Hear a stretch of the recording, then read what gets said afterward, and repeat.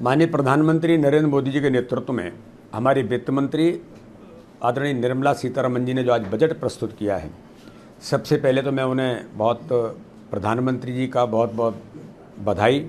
उन्हें बहुत बहुत धन्यवाद कि बजट आगामी आने वाले 2047 के विकसित भारत के संकल्प को पूरा करने वाला, उस संकल्प के लिए खाका तैयार करने वाला बजट है। और इस बजट के अंदर माननीय प्रधानमंत्री जी ने गरीब, किसान, नौजवान, महिलाएं, जो माननीय प्रधानमंत्री जी बार बार कहते हैं कि मेरी देश की ये 5 जातियां हैं, उन 4 जातियों को सशक्त कैसे बनाया जाए, माननीय प्रधानमंत्री मोदी जी ने इस बजट के अंदर ये प्रावधान किया है। इसलिए अगर मैं कहूँ कि देश के नौजवानों के लिए 2 लाख करोड़ का बजट का प्रावधान करना, जो नौजवानों को रोजगार और कौशल प्रशिक्षण के लिए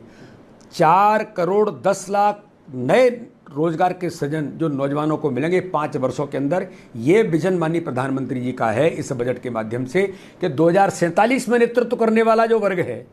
वो आज का युवा वर्ग है जो 17-18 साल का है, ये कल जाकर के देश का नेतृत्व करेगा। उससे सशक्त तैयार करना, स्किल डेवलपमेंट के लिए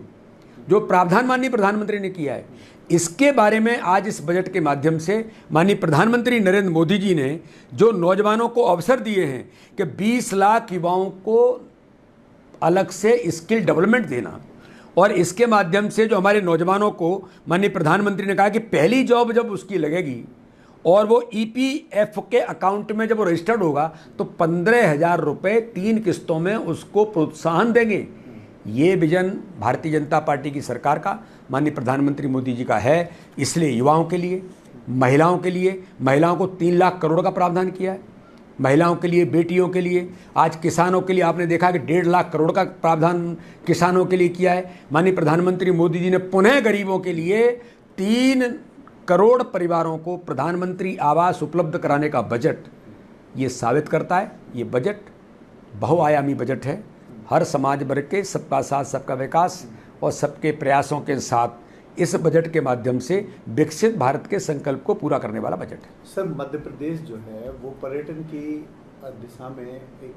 अलग अलग आयाम जो है वो बना रहा है,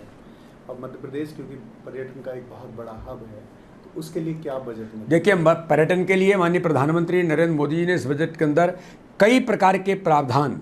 जो पर्यटन के लिए किए हैं। अब जैसे आप देखेंगे नालंदा के अंदर पर्यटन को केंद्र बनना शिक्षा के क्षेत्र में, ये पहली बार हो रहा है। इको टूरिज्म होता है, मेडिको टूरिज्म की भी बात चली, उसके भी कई प्रकार के प्रयास चले हैं, लेकिन शिक्षा के क्षेत्र में नालंदा जैसे विश्वविद्यालय को जो माननीय प्रधानमंत्री जी ने आज देश के अंदर जो हमारा गौरव है उसको एक टूरिज्म के तौर पर डेवलप करना और टूरिज्म के लिए अलग से जो प्रावधान किए हैं, ये हमारे लिए बहुत महत्वपूर्ण है। और चाहे हमारे मध्य प्रदेश के अंदर टूरिज्म का क्षेत्र हो, और मैं तो कहता हूँ कि मध्य प्रदेश में डायमंड, जो एशिया का सबसे अच्छा डायमंड कहीं निकलता है तो पन्ना के अंदर निकलता है, उस पन्ना के डायमंड,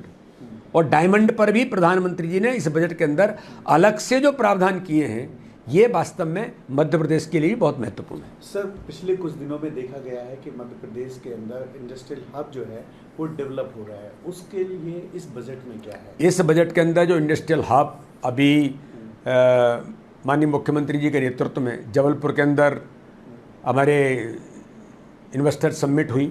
उसके अंतर्गत जो चीज़ें आई, तो 100 शहरों के अंदर जो माननीय प्रधानमंत्री जी ने 100 शहरों में प्लग एंड प्ले औद्योगिक पार्क जो स्थापित होंगे, नए नौजवानों को अलग से इस प्रकार के उद्योग खड़े करने की जो बात होगी, ये वास्तव में ही बहुत महत्वपूर्ण है। इसलिए मैं ऐसा मानता हूँ कि मध्य प्रदेश के अंदर भी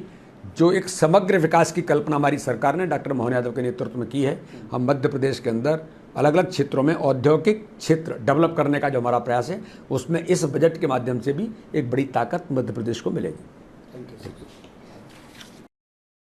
अगर आप ये वीडियो YouTube पर देख रहे हैं तो हमारे चैनल को सब्सक्राइब करें और बेल आइकन को दबाना ना भूलें। अगर आप Facebook पर ये वीडियो देख रहे हैं तो हमारे पेज को लाइक करें।